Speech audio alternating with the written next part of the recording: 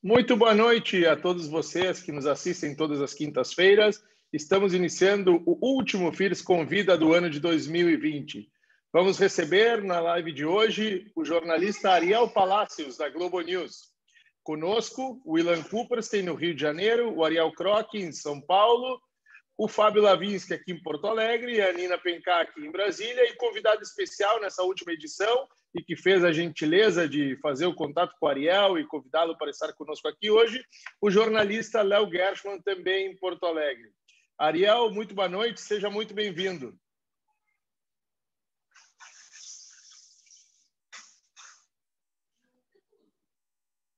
Você está no mudo, Ariel. Eu coloquei no mudo e acabei esquecendo.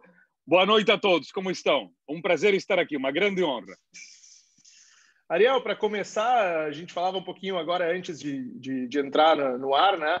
A gente conhece da Globo News, te assiste todos os dias, brilhantemente comentando todos os assuntos relacionados à Argentina, América Latina, né? Mas a gente não conhece quem é o Ariel, né? Onde ele nasceu, onde ele cresceu, como escolheu virar jornalista e como acabou na Argentina, então, virando esse comentarista da Globo News, que a gente tanto gosta de assistir. Deixa eu ver. A gente está pouco acostumado a falar, os jornalistas estão um pouco acostumados a falar sobre si próprios, né? A gente sempre está entrevistando pessoas, perguntando para as outras pessoas, ei, quem é você? Né? Escrevendo sobre as outras pessoas, falando sobre as outras pessoas. Então, vou tentar fazer de uma forma muito resumida, porque a minha história é um pouquinho detalhada, um pouco complexa, para não tomar todo o tempo. A história é mais ou menos esta. Eu me criei em Londrina, me considero londrinense, paranaense, mas por esses acasos da vida, nasci em Buenos Aires. A história é assim: meus pais casaram em 64 em Buenos Aires, eles eram argentinos, meu pai era engenheiro, foi convidado para trabalhar no Brasil no ano 64, no comecinho do famoso, entre aspas, milagre brasileiro. Ele era engenheiro elétrico, havia poucos técnicos no Brasil na época, voltou fascinado com o país, falou para minha mãe, Marta, o Brasil é o país do futuro, temos que mudar para lá. Minha mãe falou, por que não? Foram, embarcaram. 2 anos depois, minha mãe ficou grávida, e como a minha mãe pertence a uma dinastia de obstetras, ela preferiu voltar a Buenos Aires para dar à luz e deu à luz aqui em Buenos Aires. A minha bisavó e a minha tataravó eram obstetras, minha tataravó já havia falecido, evidentemente, minha bisavó ainda estava viva, evidentemente, ela não fez o parto, mas ela fiscalizou todo o parto, e aí, por isso que eu nasci aqui, e pouco depois ela já voltou para Buenos Aires. Então, sou um brasileiro que, por uma questão obstetrícia, nasci em Buenos Aires, filho de argentinos. E me criei em Londrina, depois fui trabalhar em Curitiba, Madrid posteriormente, voltei para Curitiba e vim parar em Buenos Aires em 95, primeiro como correspondente do jornal Estado de São Paulo. Em 96 fundaram a Globo News, me convidaram para participar da Globo News, e trabalhei no Estadão de 95 a 2015 e de 96 para cá na Globo News. A Globo News completa 25 anos no ano que vem, e sou, acho que, dos mais antigos correspondentes ali da Globo News. Não do Grupo Globo, mas da Globo News desde o comecinho. Colaboro para o Redação Sport TV, então, quer dizer, além de política, economia, cultura, a gente também fala sobre esportes. E escrevi 2 livros, um com Guga Chakra, sobre os mitos, as lendas sobre a suposta rivalidade futebolística Brasil-Argentina, e escrevi um livro sozinho sobre os argentinos, que é uma tentativa, atenção, de explicar os intrincados argentinos, porque explicar a Argentina não é fácil, e eu sempre digo que nunca dá para bater o martelo sobre a Argentina, nunca dá para dizer uma frase categórica, assim é a Argentina, não. Qualquer frase desse gênero é falha. Eu acho que sempre poderia dizer que talvez, quem sabe, tem muito verbo no condicional no meio, porque a Argentina é um país complexo. A gente fala no Brasil que o Brasil não é para principiantes, nossa, a Argentina menos ainda. A América Latina, de forma geral, especialmente nos últimos tempos, a gente tem visto o que tem acontecido no Peru, vários presidentes em poucos anos. Bom, a Argentina teve 5 em 13 dias, então a Argentina ainda está na pole position, né? O Brasil ficou mais complexo nos últimos anos, mas ainda assim é fichinha perto de outros países da região. Então, eu tenho que escrever sobre isso há 25 anos, e é um exercício permanente, né, de de massa cinzenta que para a gente explicar essa intrincada região. Tu falou, então, sobre a Argentina. Eu sou nascido no Uruguai, né? Morei até os meus 11 anos no Uruguai e tenho família na Argentina, especificamente em Buenos Aires. E, seguidamente, me chama a atenção e discuto, né, com eles, então, a questão de como a Argentina tem, assim, parece um eletrocardiograma, né, digamos assim, a política na Argentina. Uhum. E até no Brasil mesmo, que a gente tenha tido alterações, eu poderia dizer que, tranquilamente, que nós temos uma certa previsibilidade ou segurança em muito mais aspectos da vida institucional do que tivemos no passado, né? E esse mesmo fenômeno, que até o Uruguai também é um exemplo de estabilidade institucional, Nossa, a Argentina não consegue reproduzir e, na verdade, quem acaba sofrendo com tudo isso é o povo argentino, né? Que não consegue, digamos assim, recuperar aquela glória do passado, né? A Argentina que foi, no início do século, certamente a grande potência desse continente. O que acontece, Ariel, com a Argentina, que ela vive dessa forma e não consegue encontrar o seu rumo de crescimento no mundo? Essa é algo impressionante, o que acontece com a Argentina. A gente pode dizer que a época dourada da Argentina foi mais ou menos de 1880 a 1930. Não é? Quando o país se consolidou, quando chegaram as grandes levas de imigrantes, enormes levas de imigrantes, porque por mais que no Brasil tenham desembarcado milhões de pessoas, proporcionalmente na Argentina a proporção foi muito maior. Buenos Aires, exatamente no ano 1900, era uma cidade de 1,5 milhão de habitantes. São Paulo não tinha 700 mil habitantes, não tinha nem isso. Buenos Aires tinha 1,5 milhão de habitantes, dos quais 60%, 2/3 dos habitantes eram estrangeiros. Então, imagina como fervilhava isso culturalmente, socialmente, era uma coisa fascinante. O país crescia. Em 1930, a Argentina teve o primeiro golpe militar. E a partir daí, o país desandou e nunca mais voltou a ser o mesmo. Evidentemente que, mais ou menos de 1930 até 1975, o ano 75 é um ano emblemático, porque é o ano do primeiro grande ajuste econômico da história da Argentina, feito no governo da Isabelita Perón, que foi a última mulher do Perón e que era vice dele. A partir entre 30 e 75 foram uma série de problemas econômicos, problemas políticos, golpes militares, os militares que derrubavam outros militares. Nenhum governo conseguia completar seus mandatos, enfim, mas apesar de tudo, aquele impulso econômico fazia com que toda essa bagunça institucional conseguisse ser mais ou menos surfada, levada, enquanto que a economia ia empurrando o país para frente. Mas chega um ponto que a onda vai, né, como no surf, a onda vai desaparecendo e esse impulso desaparece, se desvanece. E aí, eu diria que aí o outro ponto importante é o ano de 75. A partir dali, é um declive com alguns momentos de alta e depois de baixa. E cada vez pior. Né? A Argentina, do ano 74, era um país com 4% de pobreza. E depois disso, nunca mais voltou a ter esse grau. Não é? Escolaridade, tudo. Ainda é um país que impressiona, porque ainda tem uma boa dessa carga educativa do passado, ainda sobrevive, não é? Industrialmente ainda sobrevive, mas é um país em decadência persistente. E aí você tem uma série de problemas que se foram acumulando.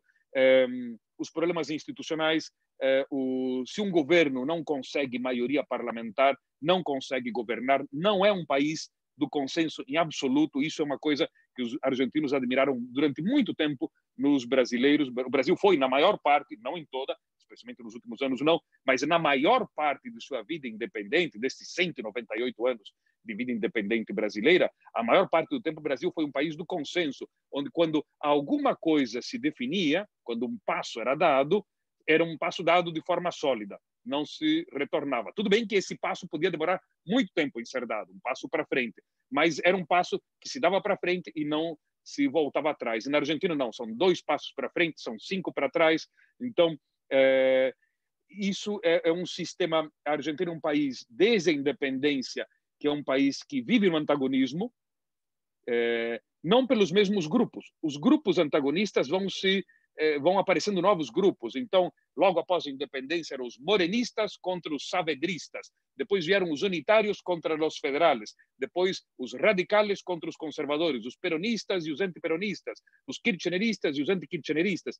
Então, é um país que viveu no antagonismo permanente. De certa forma, a diversidade, o antagonismo político é bom, mas quando isso passa a ser algo permanente e que impede qualquer tipo de negociação, acaba fazendo com que o país não consiga avançar. Então, de forma muito resumida, porque a situação é muito mais complexa, esse é, digamos, um dos grandes problemas da Argentina. O outro problema é que, devido a esses antagonismos, existe uma política econômica errática.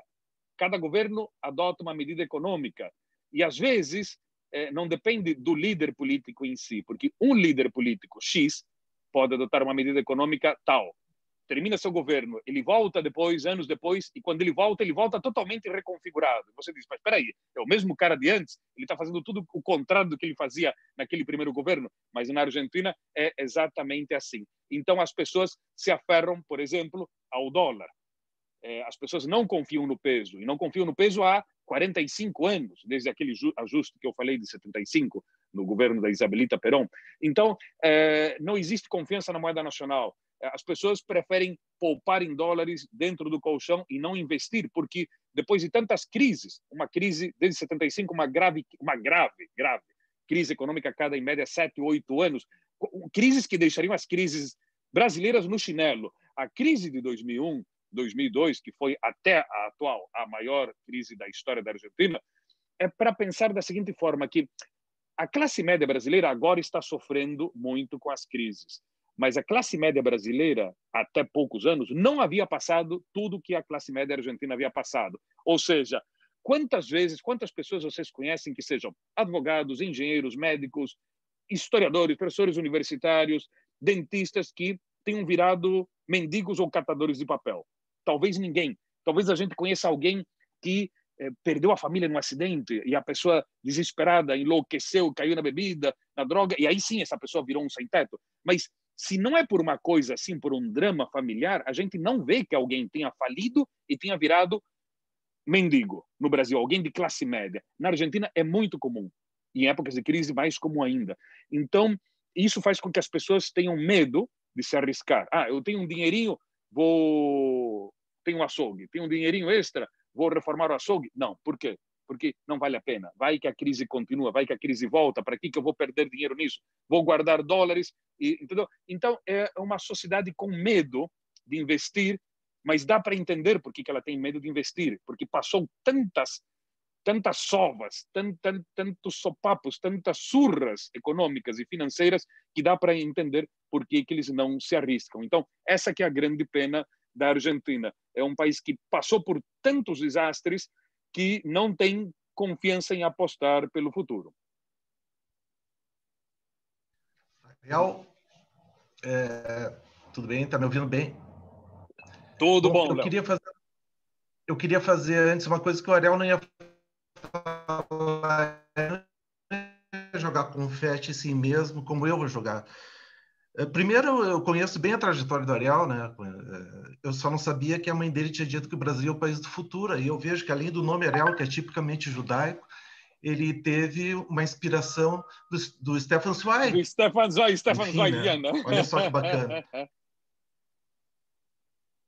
Então, assim, o Ariel é o seguinte, ele, quando eu cheguei em Buenos Aires para ser correspondente da Folha de São Paulo, o Ariel era do Estadão, concorrentes, né? Concorrentes. Aí eu tive um problema, porque não era um problema meu, era um problema do meu antecessor com a Folha, as desinteligências deles, e ele me deixou sem aquela agenda básica que tu precisa ter, Casa Rosada, que tu precisa ter para, né, desenvolver o teu trabalho de correspondente. A pessoa que me deu a agenda e que possibilitou que eu pudesse deslanchar meu trabalho foi aquele que supostamente seria meu concorrente, mas que, na verdade, se tornou meu grande amigo. Quando eu fui embora de Buenos Aires, a gente se abraçou chorando. Te lembra, Ariel? Foi uma coisa muito tocante, de tão amigo, e de tanto que até hoje a gente se gosta, é um grande amigo. Então, eu acho que isso era muito importante dizer, porque ele é o Ariel. né? Pode contar várias coisas da vida, mas esse, na essência, é o grande, o querido Ariel Palacios. Obrigado. Ariel, eu tenho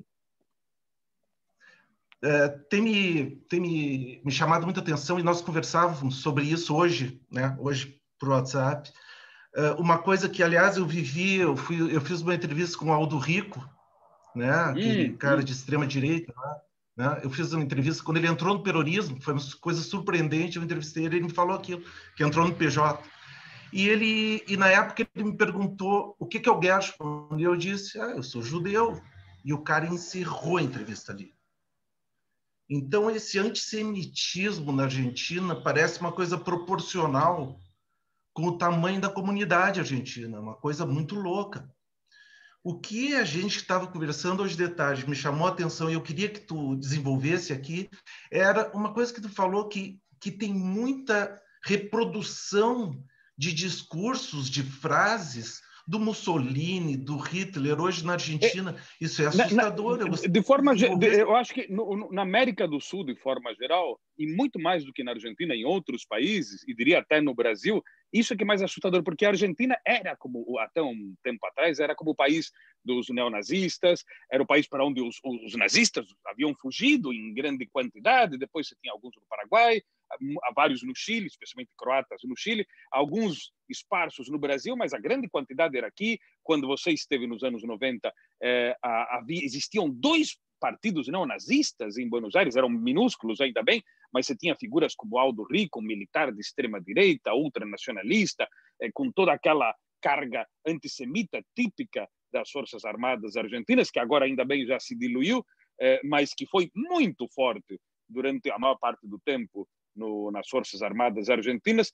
Mas o que é surpreendente agora é que isso, ainda bem, na Argentina foi se diluindo e foi ficando no passado, mas o impressionante é ver, na região, no Brasil, uma recalchutagem de slogans da época do Terceiro Reich, da Itália de Mussolini, que é uma coisa assustadora. É como um ressurgimento neofascista, neonazista, ou às vezes não tem o discurso antissemita, mas eles incorporam uma série de outros elementos muito perigosos também. Então, por exemplo, se a gente vê, quer dizer, há pouco tempo era evidente que por exemplo, qualquer slogan como, digamos, país X acima de tudo, né, o Deutschland über alles, né, era evidentemente, né, um slogan que, embora seja um verso que já era mais antigo do que o Hitler, foi turbinado pelo Hitler para essas circunstâncias. Os nazistas tinham outro slogan que era Der Führer hat immer recht. Né? O Führer tem sempre razão. E a gente tem visto no Brasil alguns slogans de alguns partidários, de algum líder político, usando esse tipo de tal pessoa tem sempre razão. Slogan que os nazistas copiaram do Mussolini, que o Mussolini era Mussolini ha sempre ragione, né? Mussolini tem sempre razão. Então, como se o caudilho de plantão tivesse como a inspiração divina ou total para explicar qualquer coisa. O famoso "e daí", de meses atrás, tem o seu equivalente no "me ne frego", que eu não estou nem aí, I don't give a damn, né? Seria o equivalente, que seria aí também um de Mussolini. Então, há uma série de... Ou, por exemplo, um slogan que já vinha de antes da Primeira Guerra Mundial, da época do Kaiser Guilherme II, mas que foi muito mais usado pelas tropas nazistas nos anos 30 e na Segunda Guerra, que era Gott mit uns, que é Deus conosco, assim como temos a proteção divina. Umas coisas assim que, mais além de pisotear o Estado laico, né, que isso aí tem se tornado como uma coisa bastante frequente neste terceiro mundo, na América Latina, infelizmente, mas que é algo assustador, como você diz. Esse pessoal está usando uma série de slogans de Hitler, de Mussolini, que por enquanto não estão com uma carga antissemita, mas estão com outras cargas racistas, e nunca se sabe se alguma hora isso vira também, né? Então, eu acho que é assustador. E além do mais que é assustador, que esses grupos sequer tenham a a criatividade de criar novos slogans. Eles estão recauchutando, estão plagiando slogans velhos, e slogans que, digamos assim, não pega bem alguém recauchutar um slogan nazista, né? Então, isso é que tem sido bastante assustador. E tem sido muito assustador em toda a América Latina, de forma geral, como as lideranças populistas, e quando digo populistas é o termo clássico do populismo. O populismo é quando um líder, seja de direita, de centro ou de esquerda, recorre ao apelo passional, àquela coisa emocional, bombástica. Então, seja o Trump, seja o Maduro, seja quem for, que recorrem a essa coisa de apelar às emoções e não à lógica, não é? De apelar ao nacionalismo, ao militarismo, às facções, né? Isso e aquela lógica de se não está comigo, ele é meu inimigo, não é? Então isso, como a coisa do branco e preto, não existem cinzas, não existem verdes, azuis, não existem outras tonalidades, não é? Então isso tem sido muito assustador e isso tem crescido muito, e na pandemia o que a gente tem visto também é com as redes sociais, e isso é uma coisa assustadora, não é? As fake news, não é? Tentando encontrar as mais disparatadas explicações para o surgimento da pandemia, colocando a culpa em determinados países, determinados governos. Então, isso aí também tem sido muito assustador. O povo judeu conhece de sobra, infelizmente, todas as fake news das quais foi alvo durante milênios, né? Então, eu acho que isso é altamente assustador, fora também que em pleno século XXI tenham aparecido tantos setores negacionistas da ciência. Estamos no século da ciência, não é? Mas é incrível, não é? Todos os movimentos anti-vacina em todo o mundo, como existem esses setores que retrocedem no tempo, que tentam ir contra a evolução, contra a ciência.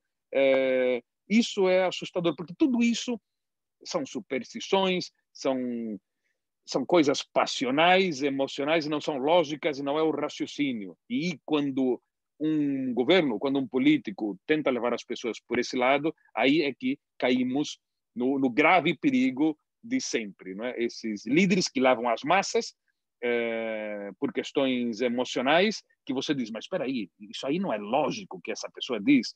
As pessoas não podem reagir dessa forma ilógica, mas infelizmente elas reagem. E em manada, elas reagem mais ainda sem qualquer tipo de lógica, né?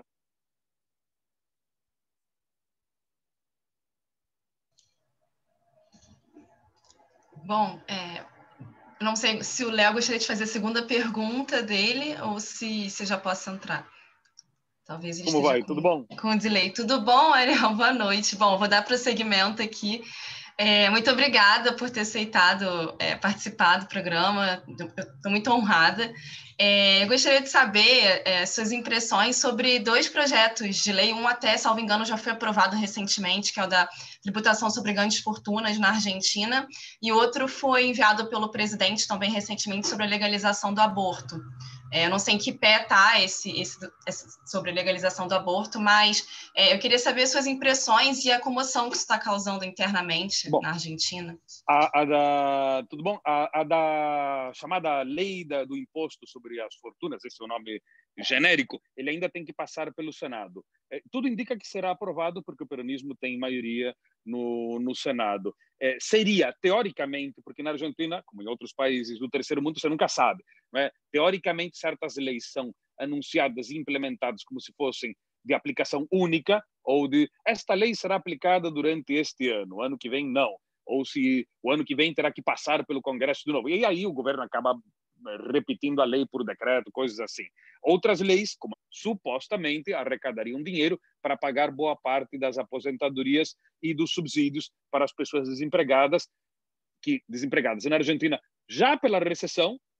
A Argentina está numa recessão que vem mais ou menos desde 2009, intermitente, que se agravou em 2018 e que se aprofundou muito mais agora com a pandemia. Então, que supostamente seria esse dinheiro para isso. No entanto, há vários analistas que indicam que esta aqui é como a clássica lei que depois acaba sendo barrada por uma série de apelos e recursos na justiça, por parte daquelas pessoas que poderiam ser afetadas por isso. Então, possivelmente, não digo que será, mas possivelmente essa lei não será, talvez, finalmente implementada para valer. Ela acabará ficando numa espécie de pântano de vai, não vai, não é? De recurso para cá, recurso para lá, e depois acaba deixando de ser implementada. Aconteceu algo parecido com a lei de mídia, a famosa lei de mídia da época da Cristina Kirchner, que ela acabou sendo adiada, interrompida aqui, bloqueada acolá, e acabou não acontecendo. E aí veio outro governo e acabou abolindo aquela lei original. Então, tudo indica que seja isso. No entanto, você diz, então, peraí, então se o governo mais ou menos sabe que existe grande chance que isso acabe sendo barrado nos tribunais, por que insiste nisso? Porque aí há outra coisa, a coisa populista, não é? Fazer o show, né? A foto para inglês ver. Então, tem um setor do meu partido que precisa isso. Precisa o circo, precisa a coisa bombástica. Então, eu faço essa lei de imposto sobre as fortunas, esse pessoal fica calmo e depois os anos passam e aí a culpa já não é, imagina como o presidente falou, a culpa já não é minha, eu, o presidente, a culpa é dos tribunais, aquele juiz, aquela coisa toda, né? Então, é bem possível que acabe acontecendo isso. O governo tem um presidente que é de um setor, digamos assim, mais moderado e que tem uma vice que é mais populista. Essa vice, a Cristina Kirchner, precisa uma lei dessa para agradar as fileiras dela. Então, é mais ou menos assim como, bom, eu tenho aqui um monte de leões famintos, eu vou jogar uns nacos de carne e eles vão pegando. Não vou jogar muita carne, vou jogar alguma coisa porque eles fiquem satisfeitos, depois eu tento ver como é que eu lido com essa coisa, não é? Pensando que em outubro do ano que vem há eleições parlamentares na Argentina, que são como aquelas eleições que o governo americano, que os Estados Unidos têm na metade do mandato. Bom, aqui tem. Essa é a chance do Alberto Fernandes tentar colocar mais pessoas de seu círculo do que da Cristina Kirchner. Tentar fazer com que a lista de deputados do Partido Peronista tenha mais deputados albertistas do que deputados cristinistas, né? E aí ele poderá tentar fazer mais carreira solo, sem depender tanto da Cristina. Que é a mesma coisa que os Kirchners fizeram em 2005. Kirchner, Néstor, foi eleito em 2003. Em 2005, eleição do meio do mandato, ele conseguiu remover os dualdistas, do ex-presidente Dualde, que havia sido seu padrinho. E aí ele conseguiu anular o Dualde, e aí começaram a governar de forma hegemônica. Alberto Fernandes está com a expectativa de poder fazer algo parecido. Se será possível ou não, isso aí vai depender de uma série de variáveis, especialmente a variável econômica, né? E aí é o ponto, o calcanhar de Aquiles dele, né? Porque dificilmente ele vai conseguir tirar o país da recessão em um ano. Então, esse pode ser um problema grave. Mas essa lei está mais para isso de fazer, digamos assim, acalmar as feras do que algo concreto. Até porque isso aí acaba desestimulando uma série de setores a investir no país, que, por outro lado, e também é verdade, eles não tinham a menor intenção de investir no país, porque, levando em conta a situação do país há muito tempo, para eles tampouco é conveniente investir. E com esse imposto, menos ainda. Mas não é que sem o imposto investiriam. Sem imposto não iam investir. E com imposto, menos. Então, quer dizer, na realidade, é muito barulho dos dois lados, mas não muda muita coisa, né? Isso por um lado. A legalização do aborto é uma lei, é um projeto que já vinha da época do ex-presidente Maurício Macri. Pela primeira vez na história da Argentina, um governo havia apresentado um projeto de legalização do aborto. Quem apresentou foi o governo Macri, passou pela Câmara de Deputados, mas foi barrado no Senado. O Senado tem um perfil muito mais conservador e a Igreja Católica, o Papa Francisco, se opôs firmemente contra a legalização do aborto. Passaram 2 anos e meio, então a coisa é como seria agora esse cenário, não é? Então, temos que ver o que vai acontecer. Levando em conta que aí surge uma personagem de novo, falamos na ex-presidente Cristina, atual vice-presidente, ela é presidente do Senado. A Cristina Kirchner nunca foi a favor da legalização do aborto. Ela sempre teve esse viés mais conservador nesse aspecto específico. Ela votou a favor da legalização do aborto 2 anos atrás, mas empurrada pelo resto da bancada que estava votando a favor, e as pressões intensas dos grupos feministas que diziam: Cristina, você não pode ficar sem votar isso. Ela votou, mas de má vontade, fez um discurso dizendo voto, mas assim, mas não temos que condenar a igreja, tal. Ela tentando botar panos quentes na relação com a igreja. Então, até agora a Cristina ficou quieta sobre o assunto. É um sinal de que ela não vai colaborar na aprovação da legalização. Então, possivelmente não fique contra, mas não vai ajudar. Não vai ser uma peça a favor. De forma geral, é um projeto que tem, na opinião pública, uma opinião muito a favor. Né? Os setores contra são setores que protestam muito, chiam muito alto, mas são setores pequenos, perto da maioria. É algo parecido com o que aconteceu no Uruguai. O Uruguai, no entanto, é um país muito mais laico. O Uruguai é um país muito mais em sincronia com o século XXI. Aí sim, a proporção das pessoas a favor da legalização do aborto sempre foi muito grande. O Uruguai é o país que teve, onde as mulheres votaram antes que o resto da América Latina e antes que muitos países do mundo. Uma lei do divórcio, uma lei do aborto prévia nos anos 30 no Uruguai. Enfim, o Uruguai já é um caso à parte, anos-luz ali da frente do resto da região. A Argentina, nesse aspecto, por um lado, a igreja argentina não tem a força que tinha há 40, 50 anos, do ponto de vista de mobilização das massas. Qual que é o problema? Agora ela tem poder político por causa do Papa. Então, fazer algo assim no país que é o país do Papa é muito mais difícil do que fosse qualquer outro país da região. Embora a Igreja Católica não mobilize os milhões de pessoas que mobilizava há 80 anos, ela tem essa força, não nas paróquias, mas tem uma força política. E esse que é o mistério. Com certeza passará na Câmara de Deputados, mas o grande mistério é no Senado, como é que fica? Porque no Senado, a Argentina tem províncias muito pequenas, de 400 mil, 500 mil habitantes, um estado que tem só 400 mil habitantes, por exemplo, né? Mas que tem 3 senadores. E a província de Buenos Aires, que tem milhões de habitantes, também tem 3 senadores. Então, na Câmara de Deputados, isso pesa. Mas as províncias mais atrasadas, empobrecidas, com maior analfabetismo no norte do país, são pequenas, mas têm essa proporção de senadores iguais, onde estão os senadores que seriam contra a legalização. Então, aí onde tem mais influência a igreja. Então, aí é que a coisa vai... Esse foi o cenário de batalha há 2 anos, e esse voltaria a ser o novo cenário de batalha agora. Né? Temos que ver se repetirá o mesmo cenário do ano passado, ou 2 anos atrás, ou se haverá alguma reconfiguração ali no meio. É um mistério. Temos que esperar para ver. Não tem data ainda definida de quando isso seria votado. Bom, obrigada. Para mim é impressionante a escalada dos movimentos feministas na América Latina. Como ganhou notoriedade assim, nos últimos anos, né? Mas a minha segunda pergunta, eu acho que talvez eu esteja cansado de ouvir, sobre a instabilidade política no Peru, né? Para quem não acompanha, como eu não vim acompanhando, eu acordei um dia, tinha um impeachment, 3 dias depois tinha uma renúncia e em 2 ou 3 semanas teve 3 presidentes o país. Então, se o senhor puder explicar isso para uma pessoa que não acompanha a história política do Peru. O Peru é um país fascinante, porque é um país onde, você vê, por exemplo, na Argentina, qualquer alteração na política bagunça a economia.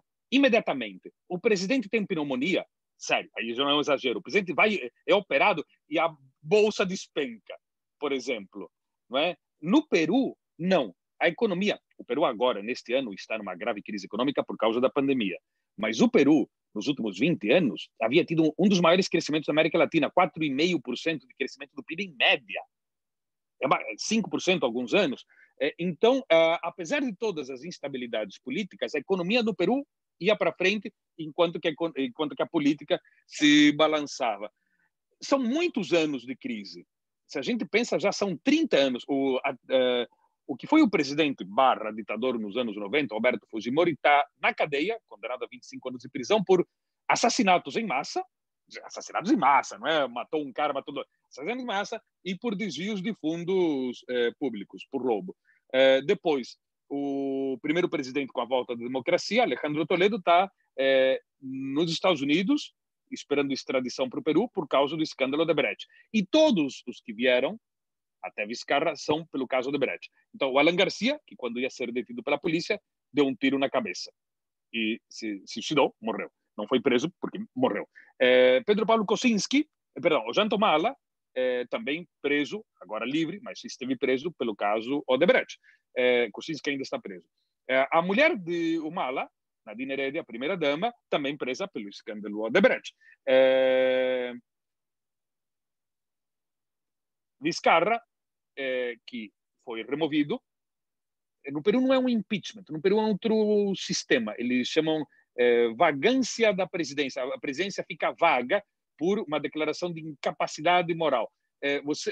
O sistema peruano é muito complexo porque é um mix de presidencialismo com parlamentarismo, onde o presidente não tem um grande poder, mas o parlamento também não tem um poder total. Então, quer dizer, fica uma coisa no meio do caminho no qual não é aquele sistema como existe na Europa, que se dissolve um parlamento, se elege um novo primeiro-ministro e tudo é fluido, geralmente. Não. No Peru é tudo muito mais tenso, porque o modelo nunca ficou totalmente bem formatado, bem elaborado. Então, se um presidente não tem maioria no Congresso, ele geralmente acaba mal. O Congresso, há 2 anos, o Vizcarra entrou na mira da classe política peruana. Ele não tem partido político porque ele fez um plebiscito no qual perguntou aos peruanos: vocês querem que eu acabe com a reeleição para deputados? No Peru só existe a Câmara de Deputados, o Senado foi eliminado há muito tempo. As pessoas em massa falaram sim. Olha só a péssima imagem que os parlamentares peruanos têm. 85% das pessoas falaram sim, não tem reeleição. Um cara quer ser eleito deputado, tem eleito, 5 anos como deputado, lá são 5 anos, aí ele volta para a vida dos pobres mortais, tem que esperar 5 anos no mundo normal, e aí depois é que ele pode ser de novo candidato. Isso acaba com a mamata de muitos políticos. Um sistema assim tem que dar prioridade ao partido e não à pessoa.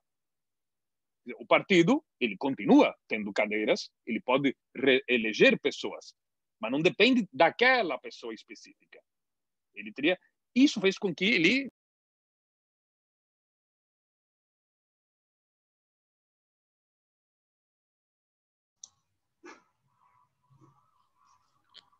Parece que caiu o Ariel. Vamos esperar ele reconectar.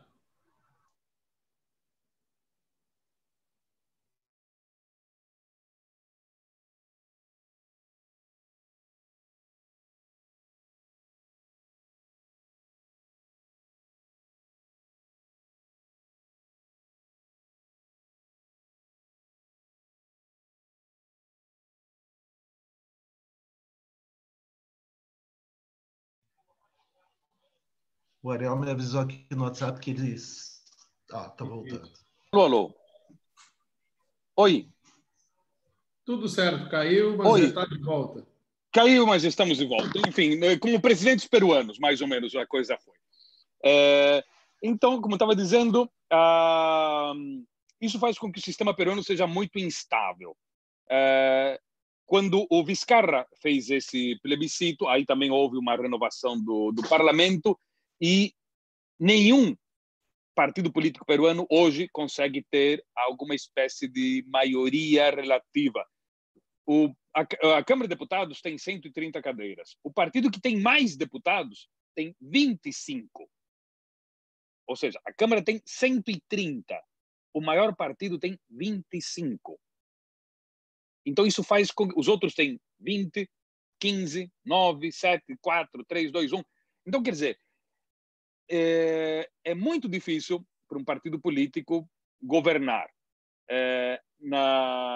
Caiu Vizcarra, subiu o Manuel Merino altamente impopular, um cara que era deputado, mas ele chegou ao poder porque era o presidente do partido, esse partido que tinha 25 deputados. Ele é um cara que foi eleito com 5.000 votos em um distrito pequeno dos Cafundós do Peru, sem representatividade alguma, péssima imagem. Manifestações contra ele, porque o Vizcarra tinha alta popularidade. Caiu o Merino, e aí foi eleito o Francisco Sagasti, que é o atual presidente interino, que terá que lidar com as eleições agora em abril do ano que vem e terá que passar a faixa presidencial para o próximo presidente peruano em julho do ano que vem. Como é um cara, também como Vizcarra, que não tinha um passado político, é um acadêmico, é um cara culto, um cara a favor da ciência, mas com muito jogo de cintura, a grande missão dele será levar o país até julho do ano que vem para poder passar o país para algum candidato que o pessoal tem que cruzar os dedos, tenha alguma maioria própria, o que é difícil, ou que tenha uma capacidade de fazer uma grande coalizão e poder governar o Peru com isso, né? Então, esses são os grandes desafios do Peru neste momento. Por um lado, há uma coisa interessante. Todos os presidentes passaram pelos tribunais.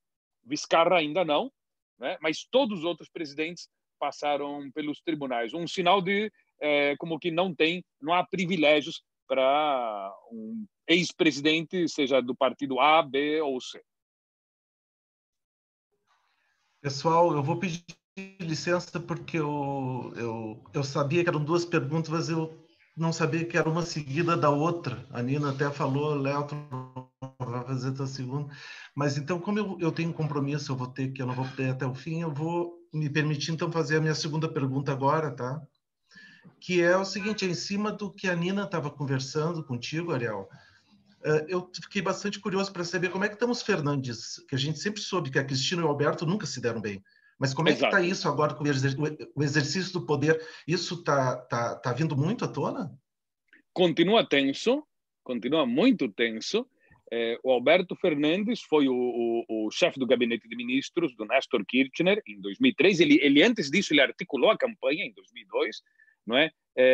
O mandato do Néstor terminou em 2007. Ele continuou como chefe do gabinete da Cristina um ano, menos um ano, não chegou nem a um ano. E aí houve uma crise da Cristina com os ruralistas, e aí ele não estava a favor do impostaço agrário que a Cristina havia feito, a relação ficou ruim e ele acabou renunciando. E ele depois acabou se tornando em chefe de campanha de vários políticos peronistas, mas anti-kirchneristas, né? E agora ele tem ela como vice. Então é uma situação, uma relação tensa, porque ela sabia que se ela fosse candidata o ano passado, não seria eleita por causa do alto rechaço que ela tem. Ela poderia ter o seu núcleo duro kirchnerista de 30%, mas não conseguiria mais do que isso. Ela precisava uma embalagem potável, como era o caso do Alberto Fernandes. E o Alberto Fernandes sabia que precisava de uma parte do aparato peronista que estava nas mãos da Cristina. O aparato peronista na província de Buenos Aires, não a cidade de Buenos Aires, a província de Buenos Aires. Então, foi como uma espécie de acordo de os dois se precisavam mutuamente. Mas é muito duro conviver com a Cristina. Então, é uma relação com muitas tensões. Em outra ocasião, tal como quando os Kirchners acabaram empurrando para fora o ex-presidente Dualde, acabaram aniquilando o poder do ex-presidente Dualde, que havia sido padrinho dos Kirchners, foi porque em 2003, 2004, a Argentina estava se recuperando da crise, era o auge das commodities, o dinheiro estava entrando. Então, os Kirchners tinham o cash, eles controlavam a caixa porque eles tinham o poder, não é? Agora o Alberto Fernandes não tem cash. Ele está com o poder formal, mas não tem cash. E um governo peronista sem cash é um governo difícil de manter. Então, essa que é a grande curiosidade. O que vai acontecer daqui para frente?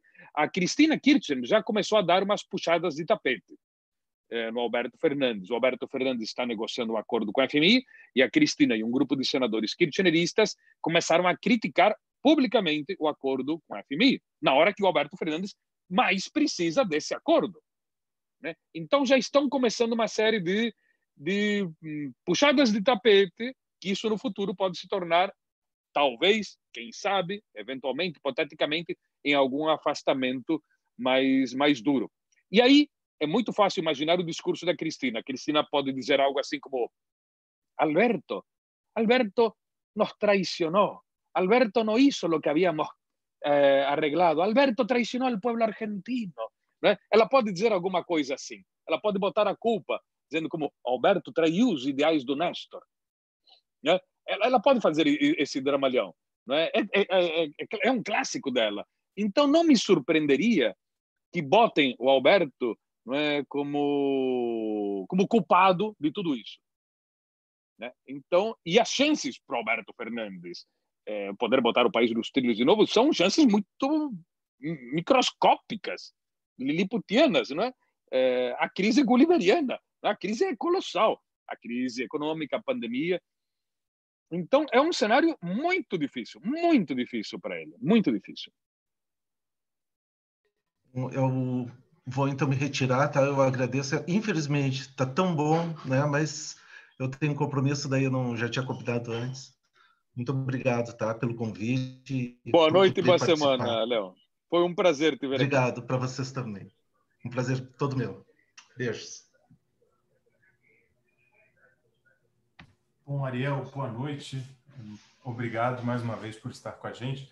Vou quebrar um pouco o protocolo, então, como o Léo fez, e dizer que, como eu trabalho com a América Latina em um campo específico, você é uma referência, porque é uma das pessoas que mais conhece, que traz esse tema que, infelizmente, no Brasil, talvez a gente não olhe tanto como parte de uma região, né? Nem as tendências históricas maiores. Então, a minha pergunta vai um pouco nesse sentido.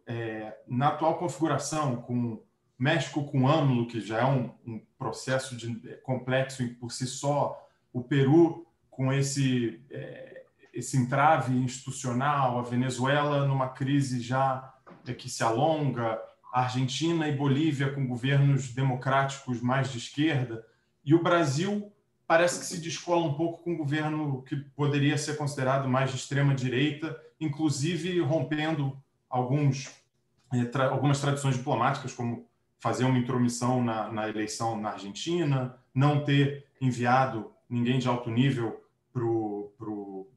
para a inauguração da nova presidência na Bolívia. Como é que você vê o impacto nesse momento com o governo brasileiro, como na configuração e na política externa dele hoje, a relação na América Latina? Como é que essa relação Brasil e os seus vizinhos... É uma relação muito complexa, porque o governo atual não se parece em nada aos governos da região. Primeiro porque, se a gente pensa rigorosamente, a maior parte dos governos da região são de centro-direita, mas não é a mesma direita brasileira. Em absoluto. Digamos, primeiro, nenhuma direita da América do Sul é negacionista da ciência, para começar. Nenhuma direita da América do Sul é militarista. Nenhuma direita da América do Sul, no poder tem a bancada religiosa. Não é? Todos os presidentes de direita, centro-direita da América do Sul, foram os primeiros, inclusive, a cumprimentar o Biden. Né? Então, quando o Bolsonaro declarou que esperava que ganhasse o Lacage-Pou, dias antes das eleições, o próprio Lacage-Pou disse: nós, uruguaios, temos a tradição que ninguém se intromete nas questões eleitorais internas uruguaias. Então, ele já deu um chega para lá nele. Então, são direitas de outra forma, porque, por exemplo, o Lacage-Pou é a favor do casamento entre pessoas do mesmo sexo, não vai mexer na legalização do aborto. Piñera tampouco tem um discurso homofóbico. Na questão da pandemia, o Ivan Duque foi um dos que aplicou um dos lockdowns mais rigorosos na região, é um sujeito de direita. Não é? Então,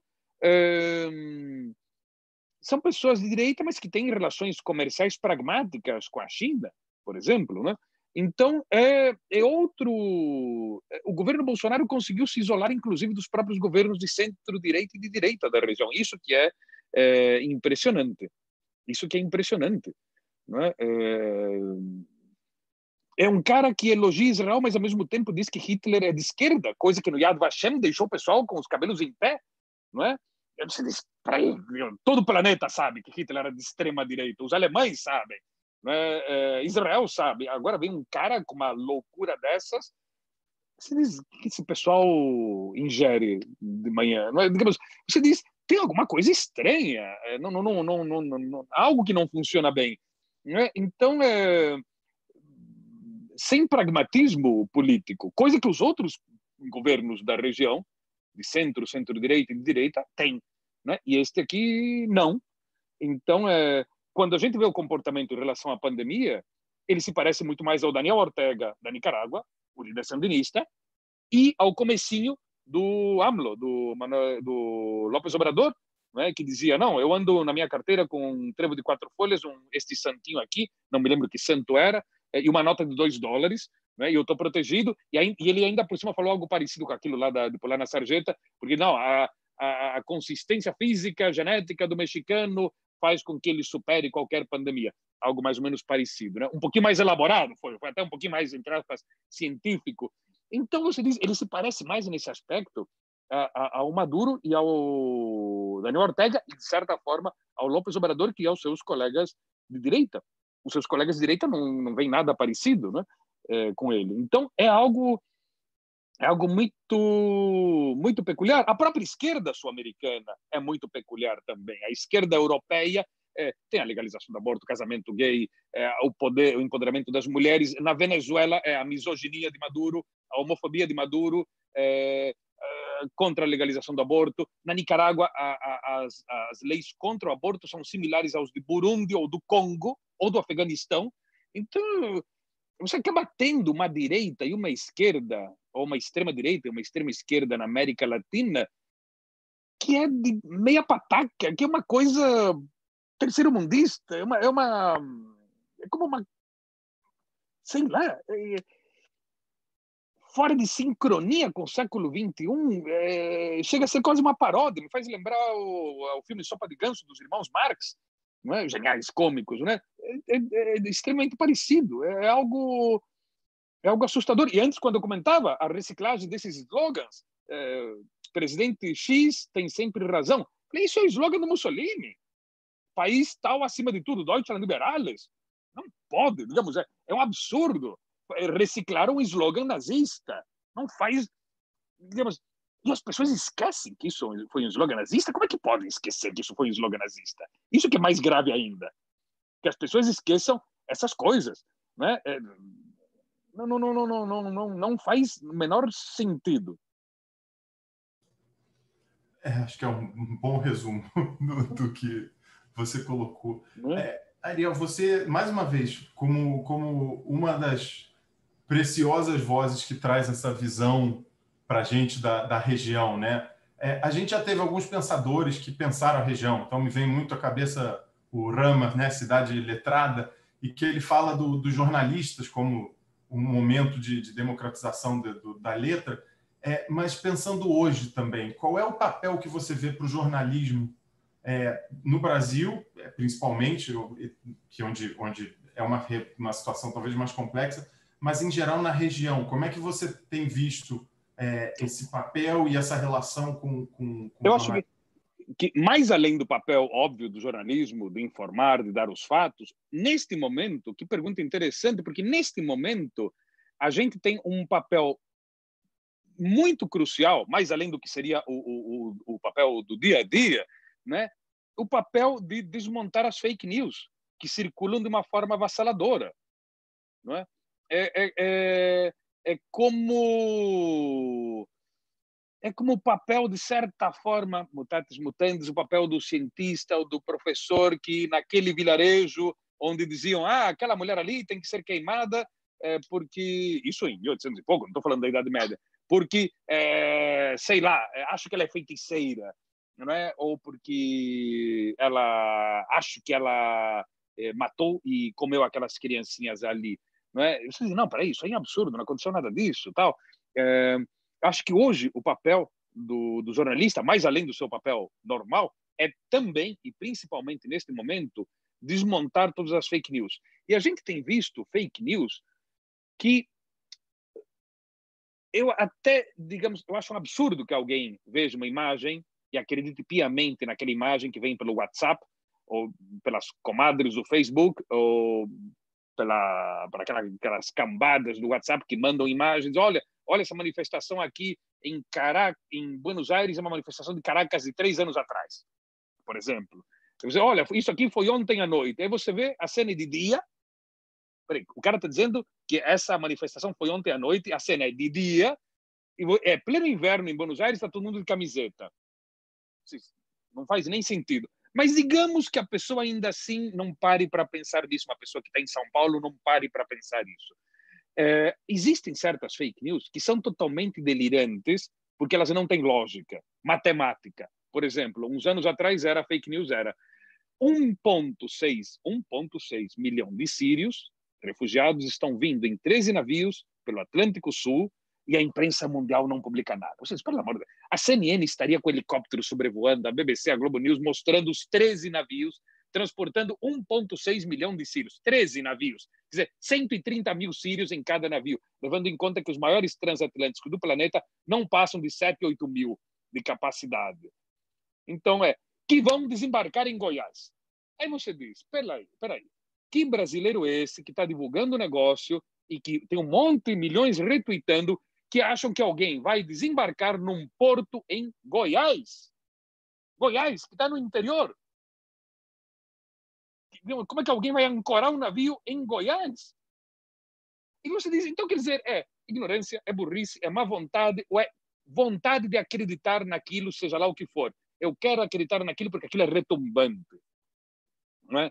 Porque eu tenho um bode expiatório, porque eu tenho que ter raiva de alguém, eu estou mal, estou desempregado, eu tenho que buscar quem que é aquele pessoal dali, né? Que tem outra religião, que tem tais e tais características. Esse pessoal, eu vou ter ódio daqueles ali, né? Eu vou botar a culpa naqueles ali, ou numa classe profissional, no jornalismo, num grupo étnico, nos imigrantes, né? Então, infelizmente, o que a gente está vendo é isso. É o festival, é o apogeu das fake news, que a gente já viu no passado, só que agora elas são tonificadas pelas redes sociais.